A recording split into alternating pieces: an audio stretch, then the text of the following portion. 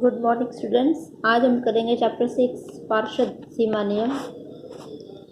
Company अधिनियम 2013 की धारा 2 सब सेक्शन 56 के अनुसार पार्षद सीमा नियम का आशय ऐसे पार्षद सीमा नियम से है जो पिछले किसी भी कंपनी अधिनियम या वर्तमान कंपनी अधिनियम के अतिरिक्त मूल रूप से बनाए गए हैं या समय समय पर परिवर्तित किया गया है। पार्षद सीमा नियम की विशेषताएं हैं। पार्षद सीमा नियम के कुछ विशेषताएं निम्नलिखित हैं। नंबर 1 है इसमें पार्षद सीमा नियम प्रत्येक कंपनी का आधारभूत प्रलेख होता है। इसका मतलब है इसे अनिवार्य रूप से बनाना ही पड़ता है हर कंपनी को। दूसरा है ये हर कंपनी का एक प्रकार से संविधान है। इसमें कंपनी के अधिकारों के बारे में लिखा हुआ होता है। इसमें आसानी से परिवर्तन नहीं किया जा सकता है। यह एक सार्वजनिक प्रलेख है।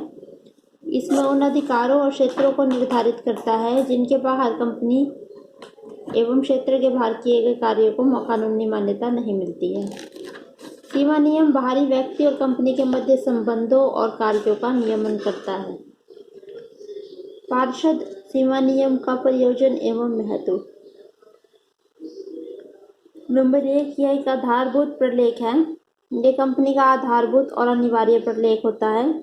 इसके बिना कंपनी का समामेलन नहीं हो सकता। यह एक अपरिवर्तनीय प्रलेख है, यानी कि इसे कंपनी का एक 1890 तक ये कंपनी का अपरिवर्तनीय प्रलेख माना जाता था, यानी इसमें कोई परिवर्तन नहीं किया जा सकता था, परंतु अब इसमें कुछ सीमा तक परिवर्तन किया जा सकता है। कंपनी के कारोबार की सीमा को परिभाषित करना, कंपनी के कारोबार की सीमा को परिभाषित करता है ये कंपनी सीमा नियम। पार्षद और बाहरी व्यक्ति के बीच में संबंध का आधार होता है ये। इसमें महत्वपूर्ण वाक्यांशों का उल्लेख होता है। पार्षद सीमा नियम के स्वरूप दे रखे हैं। 1956 कंपनी अधिनियम 1956 की धारा 14 के अनुसार तालिका ए का प्रारूप है, तालिका बी का प्रारूप है, तालिका सी का प्रारूप है, तालिका डी का प्रारूप है, तालिका ई का प्रारूप दे रखा है। ये अलग अलग टेबल है जिसमें बनी हुई है, जिसके अंदर रूल रेगुलेशन लिखे हुए हैं। इसके बाद है पार्षद सीमा नियम की वैधानिक आवश्यकताएं। अधिनियम की धारा 15 के अनुसार कंपनी के सीमा नियम के निम्नलिखित आवश्यकताओं पर विशेष ध्यान देना तथा पूरा करना आवश्यक है। पार्षद सीमा नियम मुद्रित और पैराग्राफों में बटा होना चाहिए और प्रत्येक पैराग्राफ पर क्रम संख्या लिखी होनी चाहिए। सीमा नियम पर प्रत्येक प्राथमिक सदस्य को अपने हस्ताक्षर करने चाहिए और इसके साथ ही अपना पूरा पता और पेशा भी लिख देना चाहिए। हस्ताक्षर किसी गवाह की उपस्थिति में होने चाहिए और इन गवाहों के हस्ताक्षर को प्रमाणित करने के साथ अपना पूरा पता, विवरण और पेशा भी लिखना चाहिए। सभी सदस्यों के लिए गवाह ही पर्याप्त हो सकता है, परंतु एक सदस्य के हस्ताक्षर को दूसरा सदस्य प्रमाणित नहीं कर सकता। पब्लिक कंपनी की दशा में कम से कम 7 और प्राइवेट कंपनी की दशा में कम से कम 2 सदस्यों का पार्षद सीमा नियम में हस्ताक्षर करने होते हैं। हस्ताक्षर के समय यदि आवश्यक हो तो तिथि की मोहर का प्रयोग किया जा सकता है। पार्षद सीमा नियम पर स्टैंप ड्यूटी भी लगती है। यह राज्य के विषय है, अतः इसकी राशि विभिन्न राज्यों में अलग अलग है।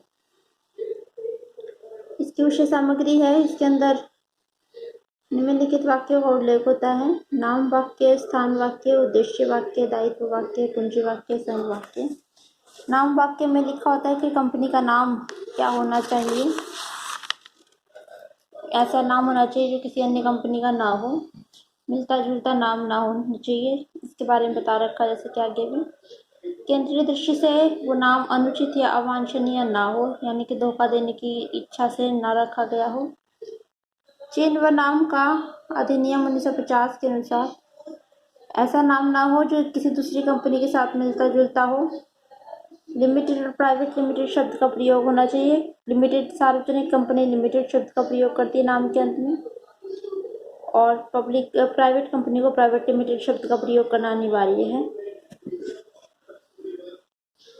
इसके बाद है कंपनी के नाम का प्रदर्शन और प्रकाशन। कंपनी के सभी कार्यालयों के बाहर कंपनी का नाम अंग्रेजी और क्षेत्रीय भाषा में साइन बोर्ड पर लिखा होना चाहिए ताकि हर व्यक्ति इसको आसानी से देख सके। दूसरा स्थान वाक्य या पंजीकृत कार्यालय वाक्य। इसमें आपका आएगा कि कंपनी का रजिस्टर्ड कार्यालय कहाँ पर है, उस जगह का नाम पता होना चाहिए, वो लिखा होता है इसके अंदर। कंपनी का रजिस्टर्ड कार्यालय कहाँ पे है, रजिस्टर्ड कार्यालय वहाँ होता है जहाँ कंपनी की सभी वैधानिक पुस्तकें रखी जाती हैं। इसके बाद उद्देश्य वाक्य। उद्देश्य वाक्य के अंदर ये लिखा होता है कि कंपनी की स्थापना किस उद्देश्य की पूरा करने के लिए की गई है।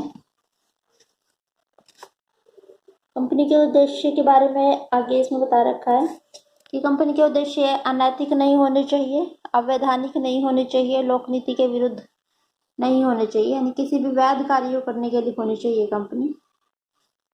इसके बाद है दायित्व वाक्य।